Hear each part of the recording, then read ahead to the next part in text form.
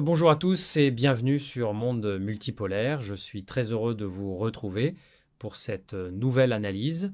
Aujourd'hui, nous allons regarder ensemble une vidéo d'Andrei Martianov, analyste militaire russo-américain, auteur de plusieurs ouvrages sur la puissance militaire comparée des États-Unis et de la Russie, notamment son livre fondamental intitulé Losing Military Supremacy. Martianov est l'une des voix les plus sérieuses et les plus documentées dans l'espace anglophone sur les questions de stratégie militaire et de géopolitique multipolaire. Sur cette chaîne, vous le savez, notre ligne éditoriale est claire.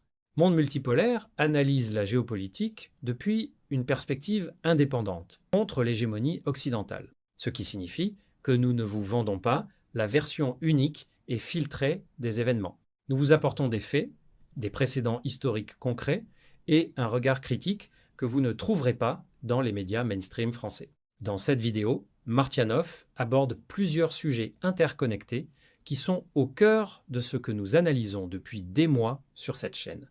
Premièrement, l'épuisement réel et documenté des stocks militaires américains après le conflit iranien. Deuxièmement, la nouvelle stratégie militaire allemande baptisée « Responsabilité pour l'Europe », qui vise à faire de l'Allemagne la plus grande puissance militaire européenne d'ici 2039. Troisièmement, les déclarations de Sergueï Lavrov sur la rupture définitive entre la Russie et l'Europe. Et quatrièmement, la situation sur le front ukrainien et ce que cela signifie pour l'avenir de l'opération militaire spéciale. Je veux qu'on soit bien préparé avant de lancer cette vidéo. Martianov parle parfois de manière très directe, voire crue. Il utilise un vocabulaire qui reflète une frustration réelle face à ce qu'il perçoit comme l'incompétence stratégique des élites occidentales. Sur Monde Multipolaire, nous prenons ce qu'il y a de factuel et d'analytiquement solide dans son discours et nous l'enrichissons avec nos propres analyses et nos propres exemples historiques. Là où le discours devient trop émotionnel, nous prendrons du recul pour vous offrir la perspective la plus rigoureuse possible. Ce qui est fondamental dans cette vidéo, c'est la révélation du New York Times lui-même, ce qui signifie, d'une source pro-occidentale par excellence, que le conflit iranien a sérieusement entamé les réserves mondiales de munitions américaines. Quand le New York Times écrit que le Pentagone a utilisé plus de 1200 missiles intercepteurs patriotes et plus de 1000 missiles de frappe de précision en quelques semaines seulement contre l'Iran, ce n'est pas de la propagande russe. Ce sont les chiffres officiels américains. Et ils sont stupéfiants. Allez, on lance la vidéo, restez bien attentifs. Donc, pendant que nous nous demandons si le détroit va rouvrir, à moins que le régime ne s'effondre miraculeusement, ce que je ne crois pas, le détroit d'Ormuz ne rouvrira jamais de la façon dont il l'était au début. Oui, il y aura sûrement du trafic qui circulera, mais les Iraniens maintiendront vraisemblablement un contrôle partiel ou unilatéral sur... Je prie chaque mercredi pour la victoire en Ukraine. Je suis croyant. Il y a un Dieu qui entend nos prières. Je crois au Dieu de la Bible et je prie pour la victoire de l'Ukraine. Je prie pour la justice sur Poutine et ses complices. Et que Dieu intervienne pour aider l'Ukraine à gagner cette guerre le plus tôt possible.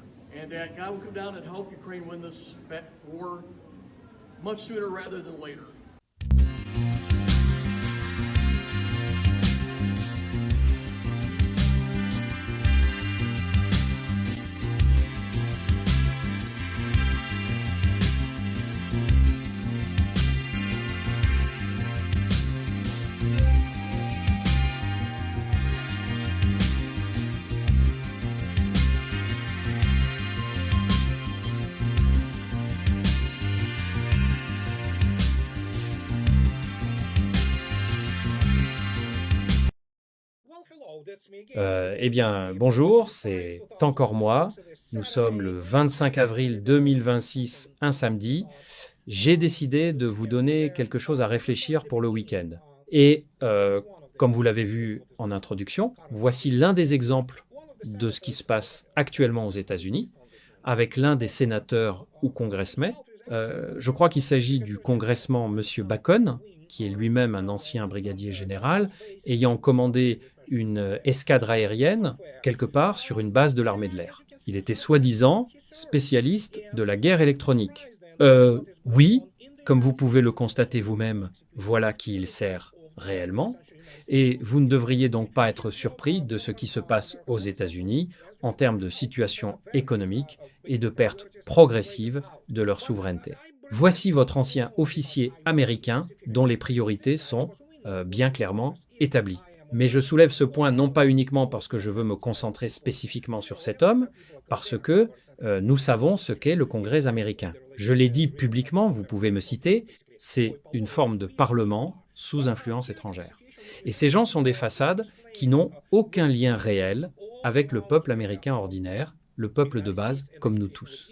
Mais voici la situation qui explique ce qui se passe autour des États-Unis, de la situation avec l'Iran, du pétrole et des choses de cette nature. Nous avons également Chris Murphy, le sénateur qui, poliment, ne mâche pas ses mots sur ce que nous savons tous ici. Il parle de ça. Voilà, c'est exactement ça. Les voici, nos deux principaux négociateurs sur l'Iran. Il est évident que les négociations avec les Iraniens ne mènent nulle part. Mais il convient de noter qu'ils n'ont aucune expérience diplomatique, qu'ils sont largement dépassés, et tous deux ont d'énormes conflits d'intérêts financiers, leur fortune étant liée aux dirigeants du Moyen-Orient qui les enrichissent. Quel désastre, je suis d'accord. Et particulièrement quand on regarde des gens comme Don Bacon et ses semblables qui servent Israël et l'Ukraine de toute évidence et qui ont une compréhension absolument incohérente du monde extérieur. Nous devons maintenant nous concentrer sur quelque chose qui va coûter très cher à l'Occident collectif, ce que ces gens ne comprennent probablement même pas. Bacon peut prier à sa guise, mais ça ne changera rien parce que les événements sont guidés par des forces qu'il ne peut pas appréhender. Mais voici le résultat. Monsieur Lavrov, le ministre des Affaires étrangères de la Fédération de Russie, comme vous pouvez le voir, a prononcé un discours devant les dirigeants des organisations non commerciales de Russie il y a 2 jours. Il a également accordé une interview au programme Vesti en Russie, ce qui signifie « nouvelles en russe ». Vous pouvez trouver ces échanges, questions-réponses, sur le site du ministère des Affaires étrangères de Russie. Mais voici ce qui est important dans ce qu'il a dit. Et cela devrait donner à réfléchir à des gens comme Bacon. Moins à Bacon d'ailleurs, il est américain, ou du moins prétend l'être. Mais pour les Européens, c'est certain. Et voici ce que Lavrov a déclaré. C'est grave. Laissez-moi vous lire ce qu'il a dit. Il disait, hier, les pays occidentaux, nous le savons, il ne dit rien de nouveau ici, que les pays occidentaux ont déclaré la guerre à la Russie et utilisent le régime de Kiev et l'État ukrainien comme un bélier géopolitique. Le ministre des Affaires étrangères de Russie, Lavrov, l'a dit lors d'une réunion avec les dirigeants des organisations non commerciales russes. Et voici ce qu'il dit. À un moment de notre histoire, après la création des Nations Unies, de l'Organisation pour la sécurité et la coopération en Europe, et après la disparition de l'Union soviétique, les perspectives de coexistence et même de coopération avec l'Occident nous semblaient très réalistes. Tout cela est tombé dans l'oubli.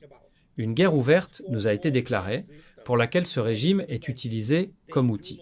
Il dit donc toutes ces choses que nous savons tous. Je travaille sur ce sujet depuis le début de l'opération militaire spéciale et j'ai écrit un livre là-dessus. J'en ai même écrit plusieurs. Mais regardez ce dont il parle. Les perspectives de coexistence. Le modus vivendi n'existe plus entre la Russie et surtout l'Europe. Je le répète sans cesse. Avec les États-Unis, la Russie doit dialoguer parce que ce sont 2 superpuissances nucléaires et que Dieu nous préserve d'une guerre nucléaire entre elles, car le monde s'arrêterait, l'humanité disparaîtrait. Mais dans ce cas particulier, avec l'Europe, oui, c'est spécifiquement dirigé contre l'Europe. Et c'est ce qui doit être compris. Je reviens à ce qui est essentiellement un manifeste ou une liste des pays occidentaux qui hébergent la production de drones, l'un des composants qu'ils fournissent à l'Ukraine, et cette production diminue. Ils n'ont tout simplement plus rien. Mais cela a été dit très clairement parce que l'opération militaire spéciale touche à sa fin. Je vais vous expliquer pourquoi elle touche à sa fin. Parce que la dynamique des pertes de personnel ukrainien et de toutes sortes de soi-disant volontaires, c'est toujours la même histoire. Vous le verrez vous-même aujourd'hui quand je parlerai des pertes des forces armées ukrainiennes. Mais voici le problème. Évidemment, l'idée, surtout des Européens, surtout de Londres. Mais ce qui est important, c'est ce que M. Lavrov a déclaré. Bien sûr, comme il l'a dit, Londres est toujours présent. Mais cette fois, nous devons comprendre que nous parlons aussi de l'Allemagne et de la France, deux pays qui ont perdu la Deuxième Guerre mondiale. Je ne sais pas comment la France s'est retrouvée là. C'était en fait étonnant. C'était à cause de l'amitié avec le général de Gaulle qui a insisté pour que la France soit présente au Conseil de sécurité des Nations Unies. Mais c'était un pays des faits qui a trahi et qui réécrit maintenant son histoire. La France a capitulé en 42 jours, mais le point essentiel, c'est que ces pays cherchent à déclencher un conflit. Ils pensent qu'ils le peuvent, ils en parlent, ils disent que d'ici 2028, ils seront prêts, couvrant évidemment le fait que c'est la Russie qui aurait besoin de les attaquer pour une raison quelconque. Ils vont tout faire pour soutenir des activités de déstabilisation et de sabotage contre la Russie. Non seulement pendant que l'opération militaire spéciale se conclut, mais aussi parce qu'ils nourrissent une hostilité profonde envers la civilisation russe, notamment les Allemands. Je vais expliquer ce que j'entends par là dans un instant. Qu'est-ce qui va se passer alors? Eh bien, leur option conflictuelle, on peut l'appeler conflit, mais ce serait quelque chose de très différent. Il n'y aura plus de force par procuration, et je pense que l'Allemagne, surtout Londres, la France et l'Italie, doivent comprendre que ce sont des cibles réelles et qu'elles seront frappées si les choses continuent dans cette direction. Donc l'Europe va évidemment construire le soi-disant rideau de fer. Comme l'a dit mon ami le colonel Trouhan, merci beaucoup de nous avoir fourni les matériaux pour le construire, parce que cette fois c'est vous, l'Europe, qui le construisez. Et nous pouvons maintenant dire ce que Lavrov déclare essentiellement. L'Europe, dans son ensemble, est l'ennemi existentiel de la Russie et du peuple russe. Qu'est-ce que cela signifie concrètement? Verrons-nous un conflit? Premièrement, je dois dire immédiatement que l'Europe ne peut pas s'engager dans une véritable guerre conventionnelle sérieuse contre la Russie. C'est une évidence. Mais là encore, si les choses en arrivent là, les Russes diront que nous ne voulons pas d'une confrontation directe. Et ce ne sera d'ailleurs pas une confrontation directe. Les Russes les dépasseront simplement, technologiquement et industriellement. Mais si cela en vient aux armes nucléaires, lisez la doctrine nucléaire russe. Elle est très précise. Si l'Europe marche sur la Russie, oui, il n'y a même pas lieu de contester ça conventionnellement, bien que la Russie puisse le faire. Et encore, quiconque prétend le contraire, comme certains analystes américains qui ont leur expérience d'Afghanistan et autres, ne comprend rien. Ce sont des gens incompétents. Donc, les armes nucléaires mettraient fin à ce conflit très rapidement. Et c'est pourquoi Vladimir Poutine disait en décembre 2025 que si cela continue ainsi, nous risquons de n'avoir plus personne à qui parler. Oui, et je suis convaincu maintenant que les responsables des armées européennes ne comprennent pas réellement la nature de la guerre moderne. Et voici ce qui se passe. Comme cela a déjà été mentionné, l'Allemagne officiellement, ce pays qui a causé tant de souffrances au peuple russe, 27 millions de morts soviétiques, et la Finlande, beaucoup de gens oublient que c'est Staline lui-même qui a accordé sa grâce à Mannerheim et a essentiellement exigé la neutralité de la Finlande, ce qui a été fait en 1944. Mais les Finlandais ont participé activement aux actions contre le peuple soviétique, notamment par le siège de Leningrad, et les chiffres des civils morts pendant le siège de Leningrad dépassent toutes les pertes américaines combinées dans toutes ces guerres. Juste pour vous donner une idée. Donc, les Russes, aujourd'hui, la majorité de la population russe, voit l'Europe et de nombreux Européens comme un ennemi existentiel. Et ce sentiment va du mépris absolu à une hostilité profonde, parce que l'Europe l'a amplement mérité. Nous allons maintenant regarder ce document qui est, eh bien mon Dieu, c'est absolument ridicule dans le sens où quand vous le lisez, vous avez juste envie de rire. D'accord, le voici. Donc ce que nous avons, c'est de Defense News, Et l'Allemagne dévoile sa stratégie pour devenir la plus grande puissance militaire d'Europe d'ici 2039. D'accord, c'est bien, ils peuvent écrire ce qu'ils veulent, mais si vous lisez attentivement ce dont ils parlent, c'est un délire absolu qui ignore complètement les réalités industrielles, scientifiques, technologiques et en termes de ressources. Cependant, ils disent que l'Allemagne a présenté un ensemble de documents stratégiques fondateurs dont les professionnels militaires russes ont déjà ri. Mais qu'est-ce que j'en sais? Donc, pour ces forces armées, mercredi, comprenant la première stratégie militaire autonome du pays, un nouveau profil de capacité, un plan de croissance du personnel et une stratégie de réserve redessinée.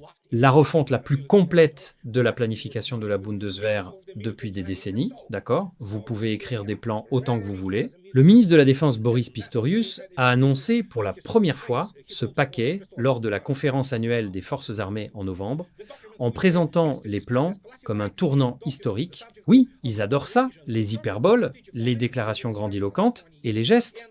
Et les responsables de la défense ont présenté le document aux législateurs cette semaine, offrant des résumés non classifiés pour la consommation publique lors d'une conférence de presse à Berlin le 22 avril. Rarement, une stratégie militaire a été aussi nécessaire qu'en cette phase historique, a-t-il déclaré aux journalistes. Pistorius, oui, il est en dehors des réalités. Les documents que le ministre a décrits comme des documents vivants classifiés soumis à révision continue serviront de fondement stratégique à la Bundeswehr pour les 20 prochaines années. Et voici son titre. Je ne suis pas très fort en allemand, mais mes amis allemands me pardonneront. Responsabilité pour l'Europe. La stratégie militaire identifie la Russie comme la principale menace et établit des scénarios d'attaque potentiels contre le territoire de l'OTAN. Pistorius a refusé de détailler les évaluations classifiées des menaces, plaisantant en disant que les révéler équivaudrait à ajouter Vladimir Poutine à notre liste de distribution d'emails. Premièrement, je peux vous dire immédiatement que les scénarios d'attaque potentiels contre le territoire de l'OTAN par la Russie sont très clairs. Je les ai abordés de très nombreuses fois, mais il faut comprendre que ce que Pistorius et ces gens imaginent est complètement déconnecté de la réalité. Le profil de capacité s'éloigne des quotas rigides de matériel, ce qui est intéressant. Les quotas de matériel sont en fait l'un des piliers, pas le seul, il y en a beaucoup, mais le nombre de chars, d'avions ou de navires, vers une planification basée sur les effets. D'accord, une planification basée sur les effets, l'Allemagne, qui n'a plus de tradition militaire prussienne, n'a plus d'état-major prussienne, n'a plus d'armée prussienne. La planification basée sur les effets est fondée partiellement sur les quotas de matériel et sur ce que l'on appelle l'efficacité au combat, qui est à la base de la corrélation des forces et des moyens. Mais oui, je comprends, ces gens en Allemagne sont tellement compétents qu'ils commencent à réinventer la roue qui existe pourtant depuis que l'armée rouge a vaincu la Wehrmacht et toutes les forces unifiées de l'Europe en 1945. Donc, ils parlent de ce modèle de planification par effet. La question n'est pas de savoir combien de bataillons l'armée allemande a besoin, mais quel effet elle doit être capable de produire, a déclaré le ministre de la Défense. Il a cité la frappe de précision en profondeur, la défense aérienne contre les missiles hypersoniques et les capacités de drones comme domaine prioritaire, soulignant que l'Allemagne partait essentiellement de zéro en matière de frappe longue portée. J'ai des nouvelles pour M. Pistorius et pour notre audience allemande.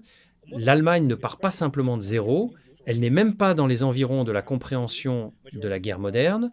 Et encore, les affirmations selon lesquelles ils veulent par exemple construire une défense aérienne contre les missiles hypersoniques, la plupart d'entre eux ne comprennent même pas ce que sont les missiles hypersoniques. Ils pensent que si vous construisez une défense antimissile balistique, comme le système américain THAAD, ce qui signifie Terminal High Altitude Area Defense, c'est une protection contre la balistique conventionnelle. Mais les Russes n'utilisent plus ce type de balistique. Tout ce que les Russes utilisent en termes de système de livraison balistique est désormais maniable. Tout manœuvre, de l'Iskander à tous les types de systèmes de missiles stratégiques, comme l'Avangard ou le Bulava, qui est la dernière itération des missiles balistiques lancés depuis les sous-marins de la classe Borei.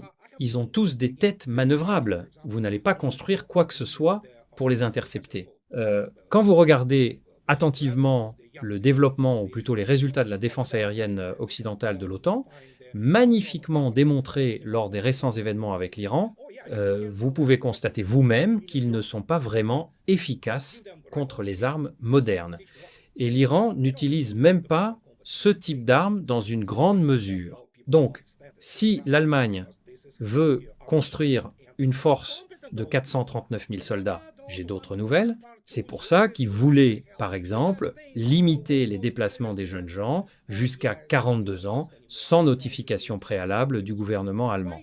Parce qu'ils pensent que s'ils peuvent rassembler, disons, 500 000 d'Allemands et leur donner des fusils pour les entraîner à quoi? Ils ne comprennent même pas l'entraînement au combat moderne. Ils n'ont tout simplement personne qui le comprend. Souvenez-vous des merveilleuses tentatives, les systèmes Iris-T et autres. Ils n'existent plus vraiment.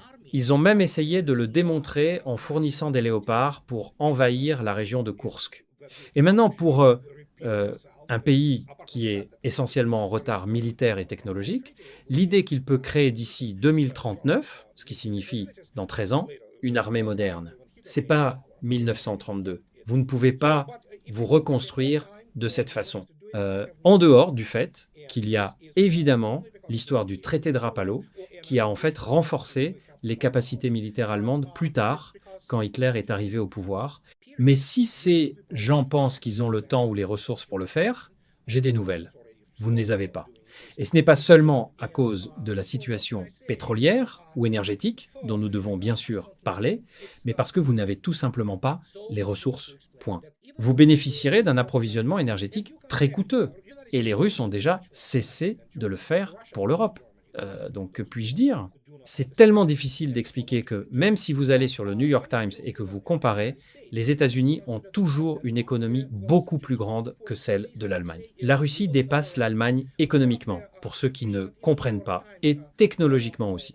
Mais quand on regarde même les États-Unis, il faut tenir compte du fait qu'après 42 jours, nous avons la situation que même le New York Times ne peut pas nier. Et ils écrivent ouvertement que la guerre contre l'Iran a épuisé les stocks américains d'armes critiques et coûteuses. Et encore, gardez à l'esprit que les gens qui écrivent pour les médias américains sont pour la plupart absolument ignorants et incompétents sur les questions militaires.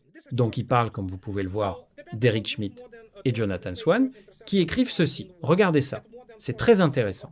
C'est le New York Times. Le Pentagone a utilisé plus de 1200 missiles intercepteurs patriotes dans cette guerre, à plus de 4 millions de dollars pièce, et plus de 1000 missiles de frappe de précision et d'attaque au sol, laissant les inventaires à un niveau dangereusement bas. Selon les estimations internes du département de la Défense et des responsables du Congrès, la guerre contre l'Iran a considérablement épuisé les réserves mondiales de munitions de l'armée américaine et a forcé le Pentagone à envoyer d'urgence des bombes, des missiles et d'autres matériels au Moyen-Orient en provenance des commandements en Asie et en Europe. Ces réductions ont rendu ces commandements régionaux moins prêts à affronter des adversaires potentiels comme la Russie et la Chine et ont contraint les États-Unis à trouver des moyens d'augmenter la production pour combler les manques. L'administration Trump et les responsables du Congrès affirment que le conflit a également mis en évidence la dépendance excessive du Pentagone à l'égard de missiles et de munitions excessivement coûteux. J'ai des nouvelles, ils ne sont pas efficaces. Le missile de croisière Tomahawk est un système d'armement obsolète. Il peut encore causer des dommages, il peut encore toucher quelque chose, mais le système de défense aérienne moderne, comme celui de la Russie, est très efficace contre toutes ces armes. Mais voici le problème. Si les États-Unis, qui combattaient non pas une grande puissance militaire supérieure comme la Russie, mais l'Iran essentiellement, se sont épuisés en l'espace de 6 semaines et sont maintenant dans une situation désespérée parce que les États-Unis se sont réellement vidés de leur stock. Que pensez-vous qu'il arrivera avec l'Allemagne qui, pour une raison quelconque, pense qu'elle et quelques autres pays européens veulent affronter la Russie? Les Russes ne se soucient plus de l'Europe comme avant. Ils vivent encore dans cette mentalité de guerre froide où l'Union soviétique pensaient pouvoir faire partie de la civilisation occidentale, mais la Russie est une culture occidentale. C'est l'Europe qui ne l'est plus, mais le point essentiel est que si ces pays, comme je l'ai déjà dit, s'engagent dans ce conflit, ils cesseront d'exister en tant que puissance. Mais si cela continue avec les activités de sabotage et de déstabilisation, ce qu'ils font maintenant, la Russie frappera leurs installations qui participent aux activités contre la Russie. Et c'est ce que M. Lavrov dit. Mais si l'Allemagne pense que d'ici 2039, elle pourrait devenir une puissance technologique, non, elle ne l'est déjà plus. La Bundeswehr, la Luftwaffe, c'est devenu une plaisanterie. Et vous ne pouvez pas la reconstruire. Et l'une des raisons, comme l'ont dit des professionnels militaires, est que le fossé entre les casernes qui contiennent le personnel de la Bundeswehr et la réalité opérationnelle est énorme. Et qui se trouve dans ces casernes ? Eh bien, laissez-moi vous dire qui s'y trouve principalement. Il y a des Turcs, des Slaves et toutes sortes de nationalités qui servent dans la Bundeswehr, non pas pour se battre. Ils ne veulent pas se battre pour l'Allemagne. Et si vous y réfléchissez, la majorité des jeunes Allemands ne veulent pas mourir pour l'Allemagne. Et donc, je dirais, et encore une fois, je veux m'excuser auprès de mes amis allemands, je sais qu'il y a de nombreux Allemands qui sont des gens décents et qui ne veulent évidemment aucune guerre, mais une grande partie de la population s'est tournée vers. Et est-ce que les États-Unis l'ont fait ? Certainement en partie. Mais l'Allemagne menait essentiellement ce processus elle-même. Et ce qui est le plus important, c'est qu'elle veut maintenant devenir l'une des puissances définissantes et décisives en Europe. Et finalement, l'Europe a besoin de ressources et chaque fois que quelqu'un pose la question, cela se résume à la haine que la majorité des Européens, pas tous, j'insiste là-dessus, nourrissent envers les Russes. Parce que les Russes sont assis sur un tiers des ressources mondiales et ils sont armés jusqu'aux dents. Et voilà ce qui se passe maintenant si nous allons effectivement regarder la situation sur le front dans le cadre de l'opération militaire spéciale. Vous pouvez le constater vous-même. Ces forces ukrainiennes sont les meilleures. C'est en fait mieux que l'armée américaine parce que ces gens, aussi endoctrinés qu'ils aient été, sont des Ukrainiens qui se battaient pour leur pays. Il n'y a pas un seul personnel américain qui ait jamais combattu pour son pays. Ils se battaient pour une démocratie abstraite ou la libération de quelque chose. C'est une force expéditionnaire classique. Mais ces gars-là se battaient vraiment avec ténacité. Mais maintenant, vous pouvez voir vous-même que ça continue. Environ 1125 pertes, presque le même chiffre, chaque jour. Et si vous regardez la carte de ce qui reste à libérer dans le Donbass, si vous regardez ça, les Russes contrôlent la majorité de Slaviansk, Kramatorsk et Drushkovka. C'est le dernier point fort. Et vous pouvez voir un semi-encerclement stratégique, quoi qu'il fasse. Et voici le problème. Si vous écoutez ce que disent les Russes ou ce qu'ils font, ils interceptent maintenant même les lignes de communication qui sont en profondeur à l'arrière. Et comme le disent de nombreux officiers et sous-officiers russes qui se battent, nous attaquons maintenant en mouvement, avant même qu'ils ne partent de leur dépôt, essayant de livrer le peu de ravitaillement, de nourriture et de munitions qui restent. Et ces ravitaillements n'atteignent même pas ces zones semi-encerclées. Oui, ce n'est qu'une question de temps. Et comme vous l'avez vu, quand on parle de toute cette situation, y compris de l'Iran et de ce que font les Russes, et vous pouvez voir vous-même que, eh bien, tout brûle là-bas, y compris, évidemment, le personnel. Et vous ne voulez pas être sous l'attaque des armes thermobariques. C'est vraiment terrible pour l'Occident collectif.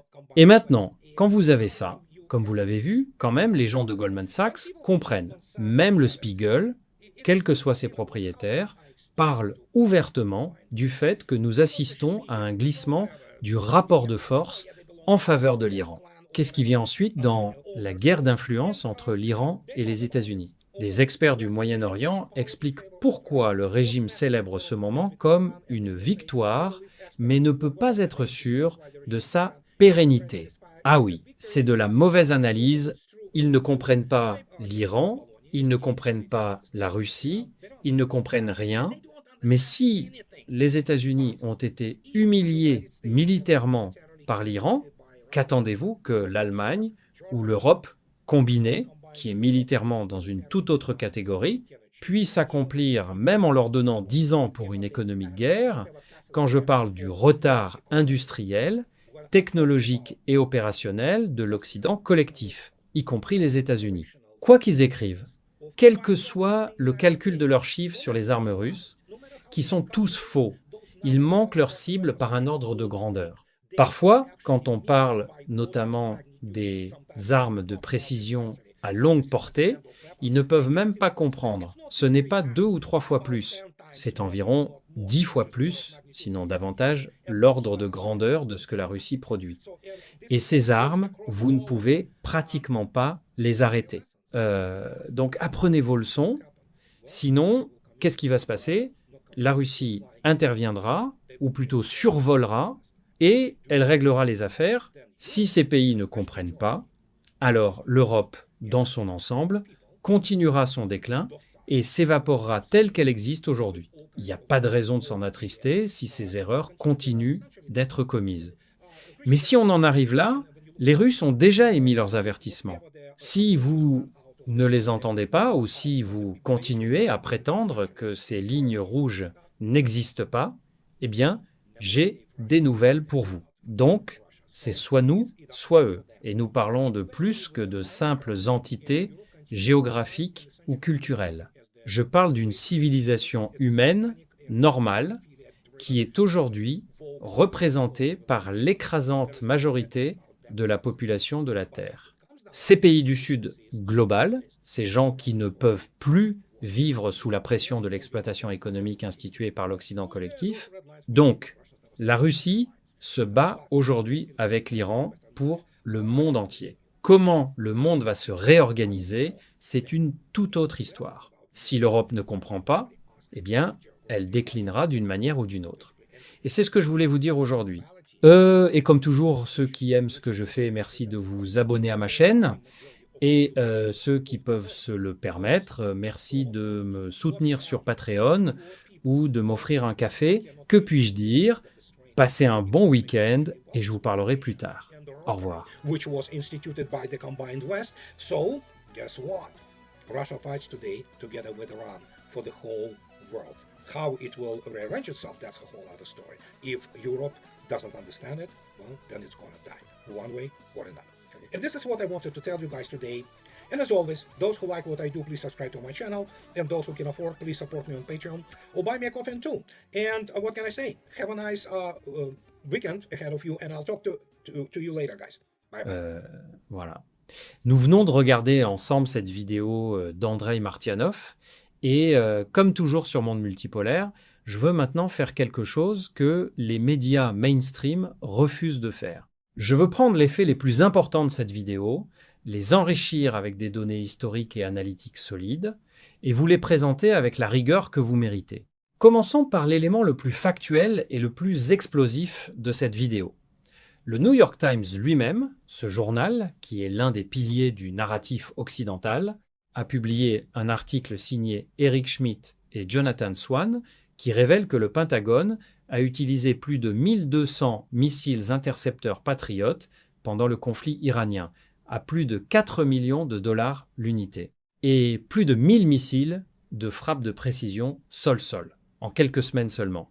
Mettons cela en perspective historique. Pendant toute la guerre du Golfe, de 1991, qui a duré 43 jours, et a mobilisé une coalition de 35 pays, les États-Unis ont utilisé environ 250 missiles patriotes pour intercepter les Scuds irakiens.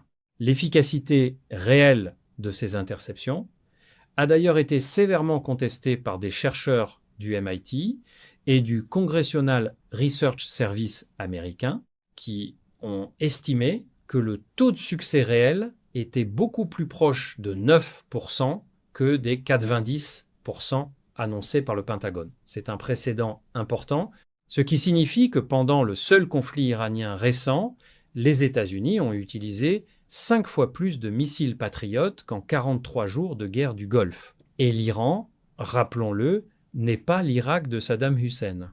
L'Iran de 2026 est une puissance régionale avec des capacités balistiques avancées, des drones kamikazes de production industrielle et une doctrine de guerre asymétrique, sophistiquée, que 40 ans de sanctions ont forgé dans le feu. Martianov soulève un point crucial que je veux développer davantage. Le Tomahawk, ce missile de croisière américain qui est devenu le symbole de la puissance de frappe américaine depuis la guerre du Golfe, est un système développé dans les années 70 et entré en service dans les années 80. Son dernier modèle, le Block 5, a été modernisé, certes, mais sa vitesse subsonique d'environ 850 km à l'heure le rend vulnérable au système de défense aérienne moderne. Pour comprendre l'écart technologique dont parle Martianov, comparons l'Iskander M russe, déployé massivement en Ukraine, vole à une vitesse de Mach 5 à Mach 7 selon la phase de vol, manœuvre pour éviter les intercepteurs et possède une précision de l'ordre de quelques mètres.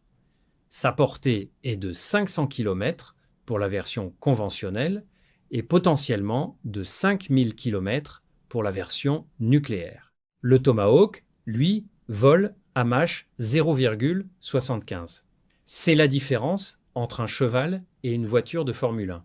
Ce n'est pas une comparaison de niveau, c'est une comparaison de génération, et voilà ce qui est fondamental pour monde multipolaire. L'article du New York Times dit explicitement que les réductions de stock ont rendu les commandements régionaux américains moins prêts à affronter la Russie et la Chine, ce qui signifie que le conflit iranien a directement affaibli la posture militaire américaine face aux deux autres grandes puissances du monde multipolaires émergents.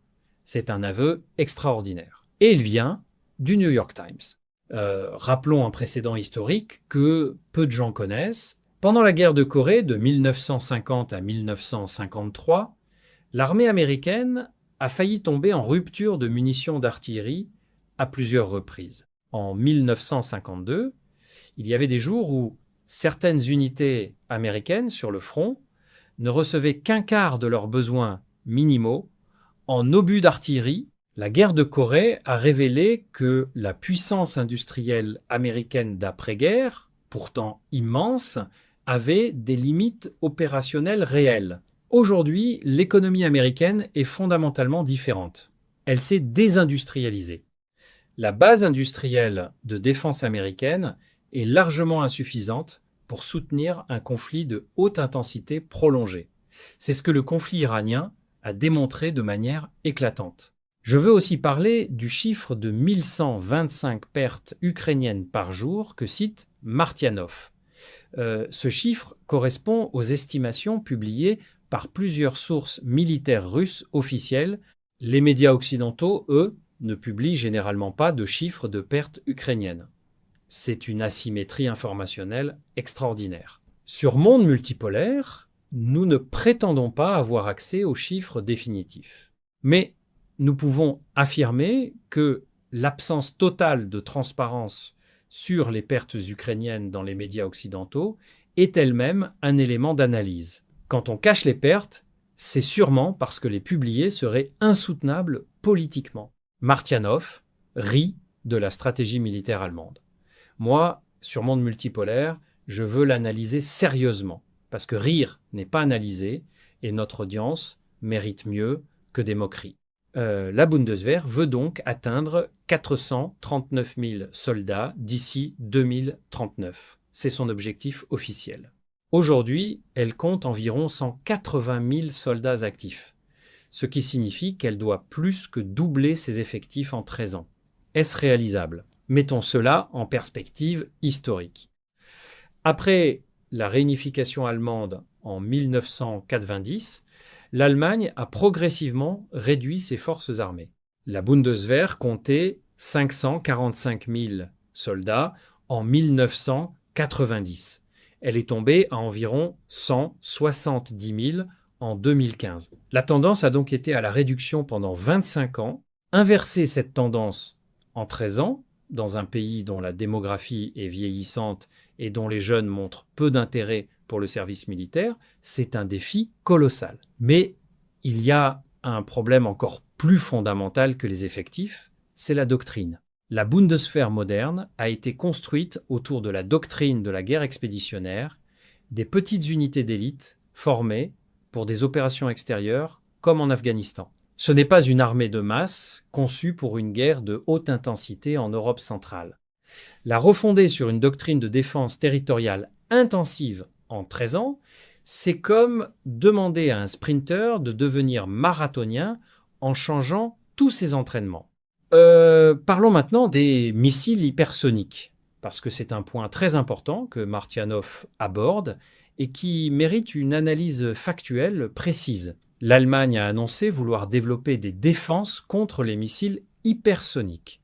Le système THAAD américain, dont l'Allemagne cherche à s'équiper, est conçu pour intercepter des missiles balistiques en phase terminale de leur trajectoire. Il est effectivement capable d'intercepter des missiles balistiques classiques, mais le problème, comme Martianov l'explique correctement, est que les Russes n'utilisent plus de missiles balistiques classiques dans leur arsenal moderne. L'avant-garde russe, par exemple, est un planeur hypersonique qui peut atteindre Mach 27 en phase de vol plané. Il manœuvre continuellement pour éviter les intercepteurs. Aucun système de défense antimissile actuellement déployé dans le monde ne peut l'intercepter de manière fiable. Ce n'est pas une affirmation russe. C'est ce que disent des experts américains comme le général John Hyten, ancien chef du commandement stratégique américain, qui a déclaré publiquement que les États-Unis n'ont aucune défense contre les missiles hypersoniques russes avancés. Rappelons un précédent historique pertinent. Dans les années 80, le président Reagan avait lancé l'initiative de défense stratégique, rapidement surnommée Guerre des étoiles, qui promettait de créer un bouclier antimissile complet au-dessus des États-Unis. Des centaines de milliards de dollars ont été dépensés. Le projet n'a jamais abouti à un système opérationnel complet. 40 ans plus tard, les États-Unis dépensent encore des milliards dans des systèmes de défense antimissiles dont l'efficacité contre les armes modernes reste profondément limitée. Ce qui signifie que l'Allemagne, qui veut construire une défense contre les hypersoniques en 13 ans, est en train de répéter l'erreur de la guerre des étoiles, mais avec des moyens encore plus limités et face à des systèmes encore plus avancés qu'en 1980. C'est analytiquement difficile à défendre. Et sur monde multipolaire, nous le disons clairement. Maintenant, parlons de quelque chose que Martianov mentionne de manière factuelle et qui est souvent ignoré dans les médias occidentaux. La composition ethnique et sociale de la Bundeswehr. Les données disponibles indiquent effectivement que la Bundeswehr recrute massivement parmi les résidents d'origine turque, d'Europe de l'Est, et d'autres communautés immigrées. Ce n'est pas un problème en soi. Des armées multinationales ont existé tout au long de l'histoire. La Légion romaine était déjà multinationale. L'armée française de Napoléon comprenait des soldats de toute l'Europe. Mais le problème que soulève Martianov est différent. C'est la question de la cohésion nationale dans une armée de masse destinée à une guerre de haute intensité. L'histoire militaire montre que les armées les plus efficaces dans les guerres d'attrition sont celles dont les soldats se battent pour quelque chose qu'ils comprennent comme fondamentalement leur. Les soldats finlandais pendant la guerre d'hiver, de 1939 à 1940, ont résisté à une armée soviétique bien supérieure en nombre parce qu'ils défendaient leur territoire national avec une cohésion et une motivation exceptionnelles. La Finlande, avec seulement 3 700 000 habitants, a infligé des pertes considérables à l'armée rouge pendant plus de 105 jours. C'est la puissance de la cohésion nationale dans une guerre de défense.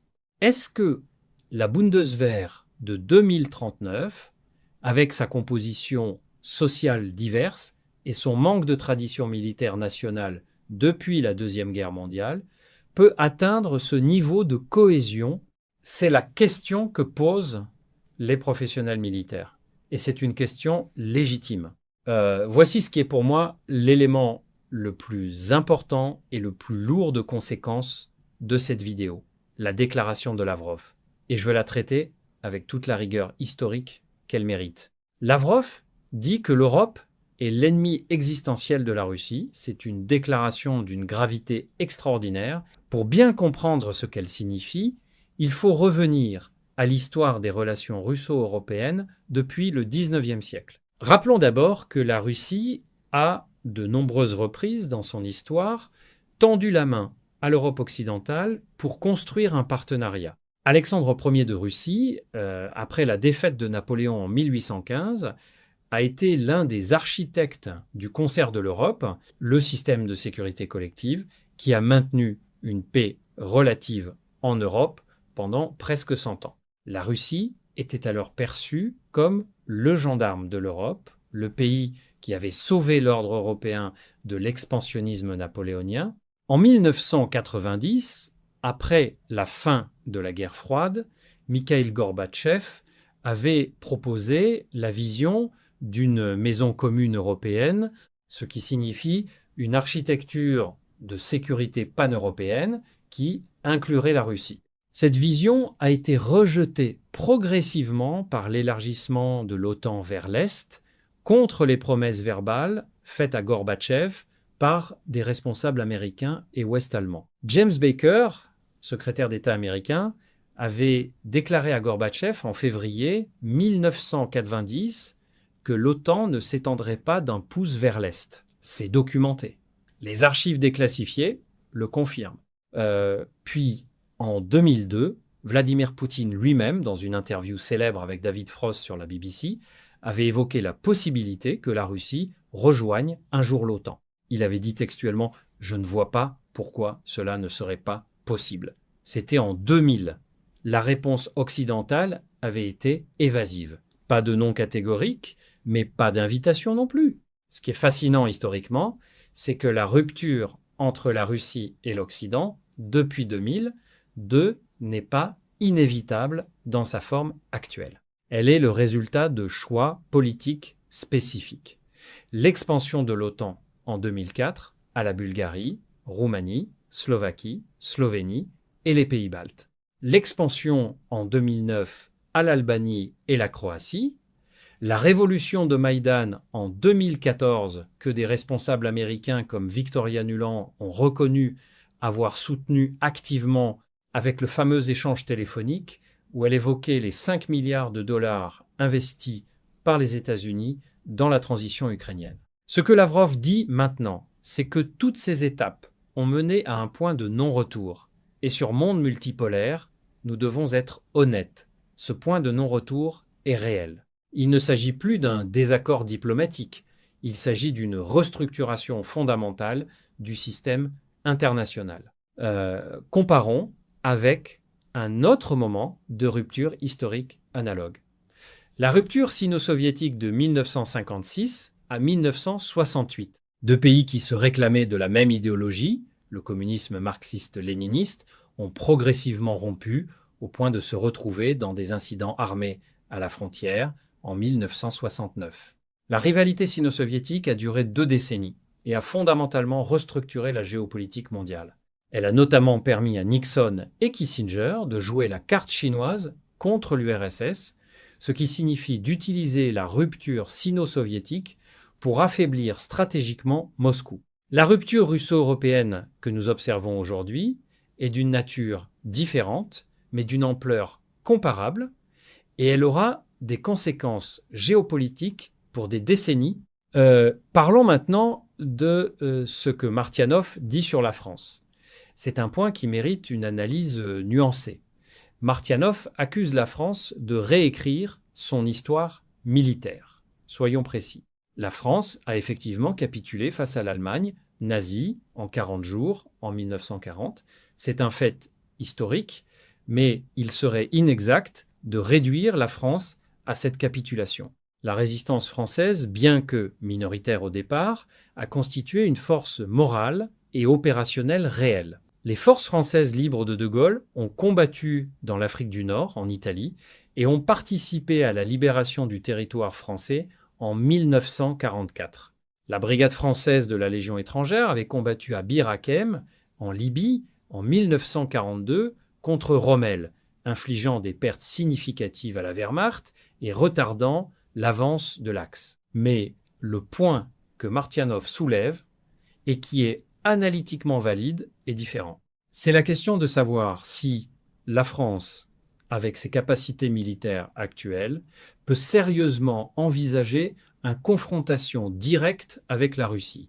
Et là, les données sont sobres. La France compte environ 2070 chars Leclerc, dont moins de 200 sont en service actif opérationnel selon les estimations publiques. Elle dispose d'environ 225 avions de combat Rafale. Son budget de défense représente environ 2% de son PIB. La Russie, après 2 ans d'opérations militaires intensives en Ukraine, maintient une production industrielle militaire qui, selon des sources occidentales elles-mêmes, dépasse la production combinée des États-Unis et de l'Europe en termes de munitions d'artillerie. Le Centre d'études stratégiques et internationales de Washington a publié en 2024 que la Russie produit environ 3 millions d'obus d'artillerie par an, contre 350 000 pour les États-Unis, en régime normal de production. Ce n'est pas de la propagande russe.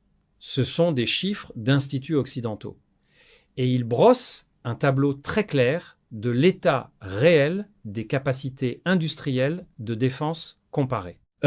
Voici maintenant le point qui est au cœur de la ligne éditoriale de Monde Multipolaire, l'Iran, et ce que le conflit récent révèle sur la réorganisation du système international. Martianov dit que les États-Unis ont été militairement humiliés par l'Iran.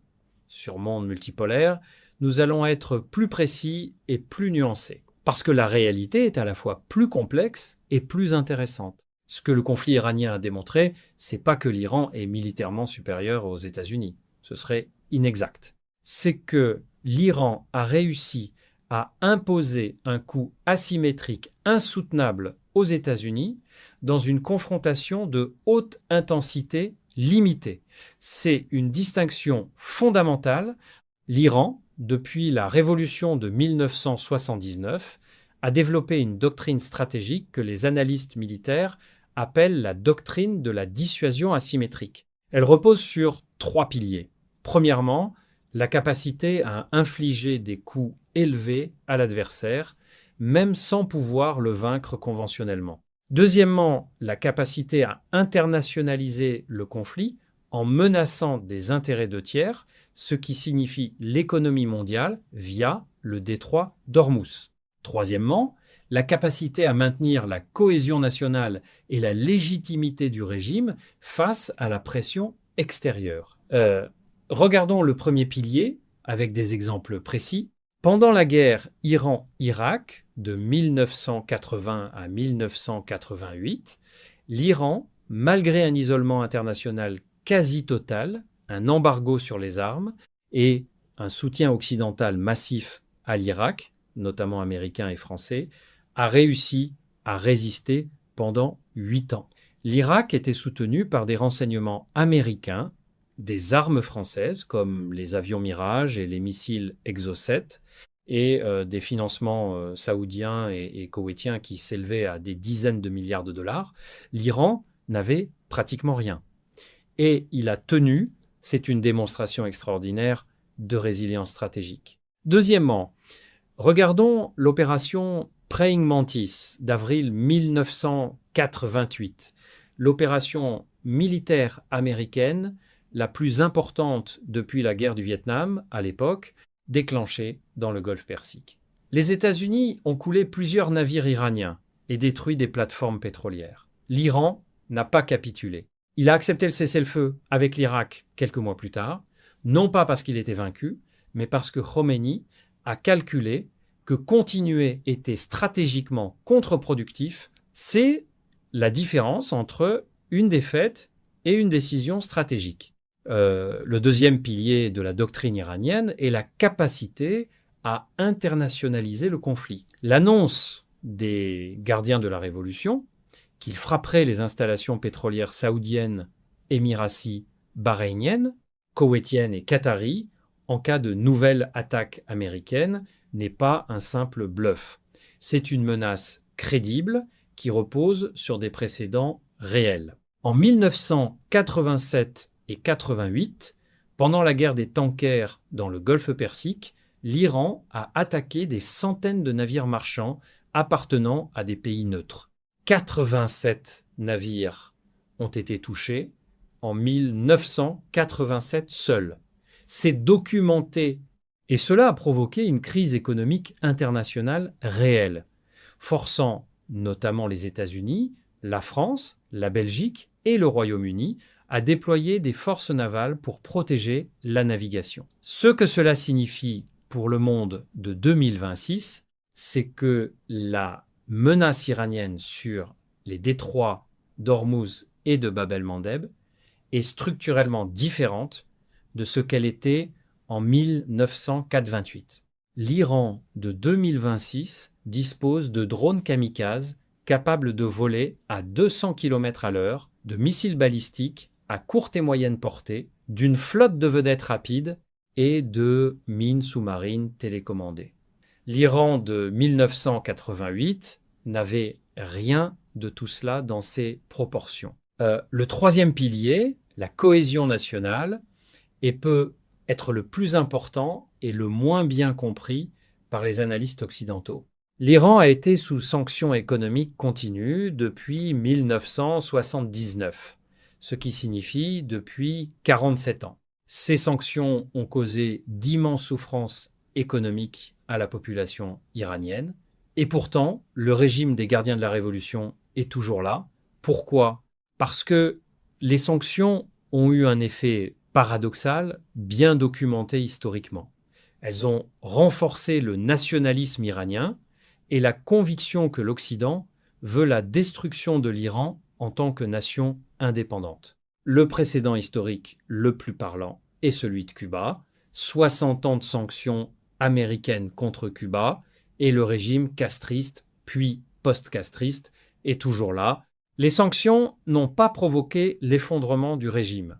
Elles ont renforcé sa légitimité nationaliste aux yeux d'une partie significative de la population cubaine. Sur Monde multipolaire, nous disons depuis longtemps que la politique de pression maximale sur l'Iran est une erreur stratégique fondamentale. Non pas parce que nous approuvons toutes les politiques du gouvernement iranien, mais parce que les données historiques montrent clairement que cette politique ne fonctionne pas et qu'elle renforce les dynamiques que l'Occident prétend vouloir affaiblir. Venons-en maintenant à la conclusion analytique la plus importante de cette vidéo. Martianov dit que la Russie se bat avec l'Iran pour le monde entier. Et sur Monde multipolaire, je veux explorer ce que cela signifie vraiment d'un point de vue géopolitique factuel, au-delà de la rhétorique. Il y a une réalité géopolitique objective et documentée qui est en train de se construire devant nos yeux. Elle ne correspond pas au récit simpliste, ni des médias pro-occidentaux, ni des médias pro-russes. Elle est plus complexe et plus intéressante que les deux. Premièrement, l'Organisation de coopération de Shanghai. L'OCS regroupe aujourd'hui la Russie, la Chine, l'Inde, le Pakistan, l'Iran depuis 2023 et plusieurs autres États membres ou observateurs. Sa population combinée représente plus de la moitié de l'humanité. Son PIB, combiné en parité de pouvoir d'achat, dépasse déjà celui du G7 occidental. Ce n'est pas une projection, c'est ce que disent les données du FMI lui-même. En 2014, le PIB des économies émergentes et en développement a dépassé pour la première fois le PIB des économies avancées en parité de pouvoir d'achat. En 2024, l'écart s'est encore creusé en faveur du Sud global. C'est un changement structurel de l'économie mondiale que les médias mainstream occidentaux sous-représentent massivement. Deuxièmement, les BRICS, le bloc BRICS, qui comprenait initialement le Brésil, la Russie, l'Inde, la Chine et l'Afrique du Sud, s'est élargie en 2024 à l'Éthiopie, l'Égypte, l'Iran, les Émirats arabes unis et l'Arabie saoudite. L'Arabie saoudite, songez-y. Le pays qui est l'allié pétrolier historique des États-Unis depuis le pacte de Quincy de 1945, ce qui signifie depuis plus de 80 ans, cherche maintenant à diversifier ses alliances géopolitiques. Ce n'est pas anodin. Le pacte de Quincy avait établi une architecture simple. L'Arabie saoudite garantit l'approvisionnement pétrolier des États-Unis et du monde occidental en dollars américains. Les États-Unis garantissent la sécurité militaire de la famille Al Saoud. Ce système, appelé le pétrodollar, est fondamental pour la domination financière américaine depuis les années 70. Si l'Arabie saoudite vend une partie croissante de son pétrole en yuan chinois ou dans d'autres monnaies que le dollar, comme cela se développe depuis 2022, c'est l'architecture même du pétrodollar qui commence à s'éroder. Et l'érosion du pétrodollar est l'érosion de la domination financière américaine. Henry Kissinger lui-même, dans ses dernières interviews avant sa mort en novembre 2023, avait averti que les États-Unis faisaient face à un défi géopolitique historique sans précédent depuis la montée en puissance de l'Union soviétique. Et Kissinger n'était pas exactement ce qu'on appelle un apologiste de la Russie ou de la Chine. Troisièmement, parlons de l'Iran dans ce contexte multipolaire. L'Iran, sous les gardiens de la Révolution, est un acteur géopolitique rationnel, au sens stratégique du terme. Il poursuit des objectifs nationaux cohérents depuis 47 ans, malgré des conditions extraordinairement adverses. Ces objectifs sont les suivants. Premièrement, la survie du régime révolutionnaire.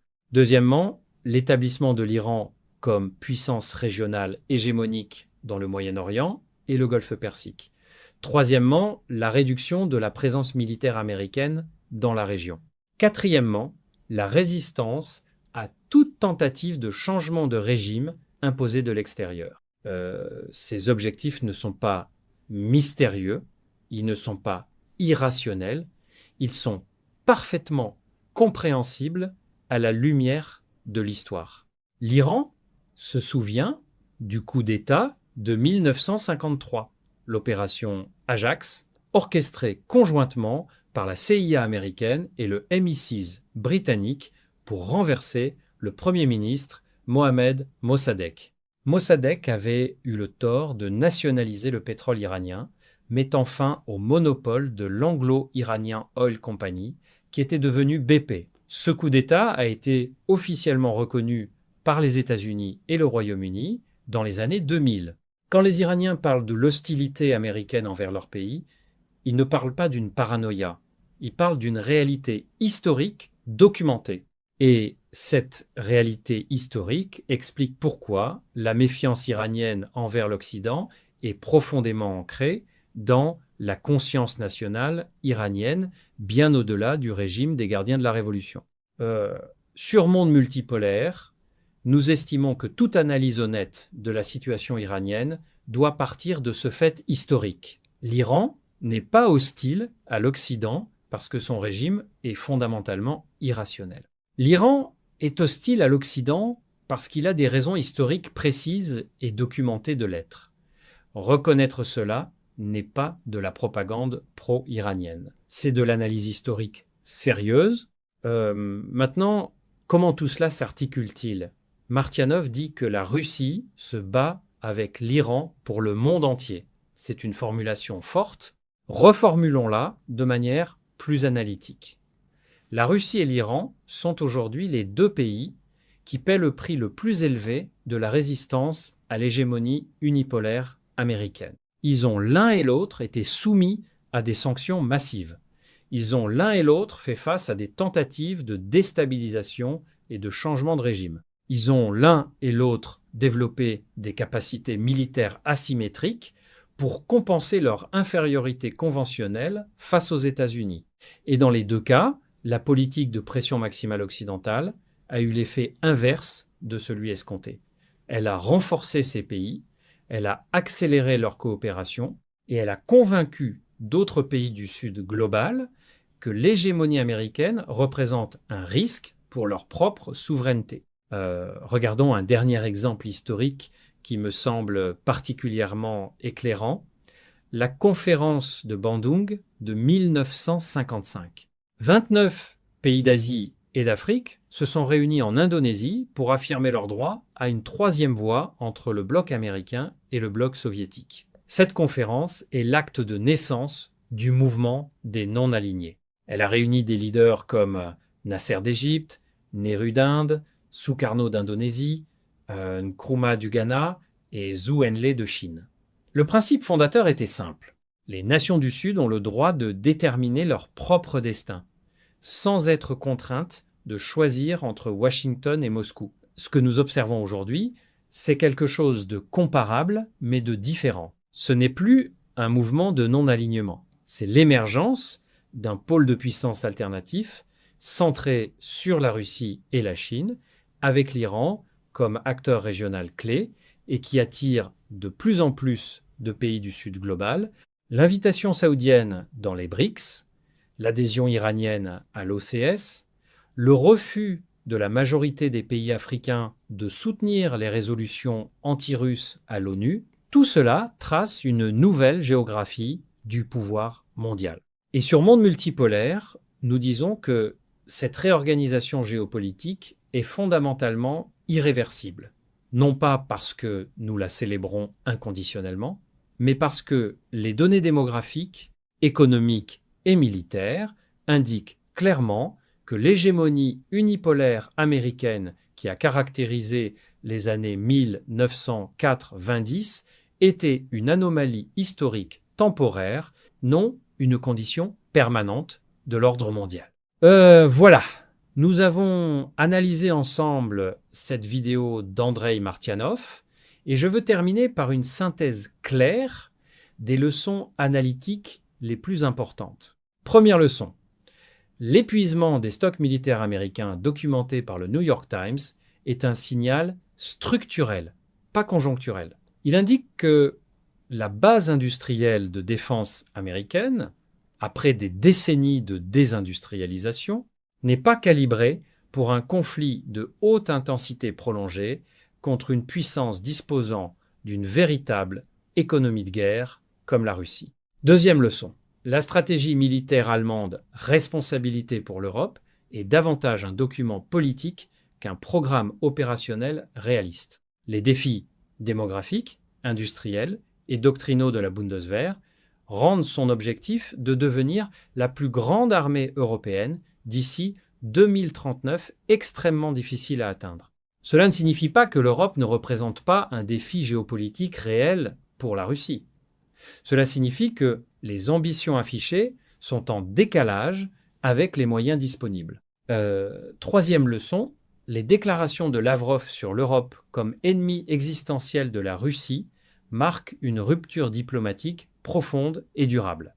Cette rupture n'est pas inévitable dans sa forme actuelle, elle est le résultat de choix politiques spécifiques, principalement occidentaux, depuis 1990.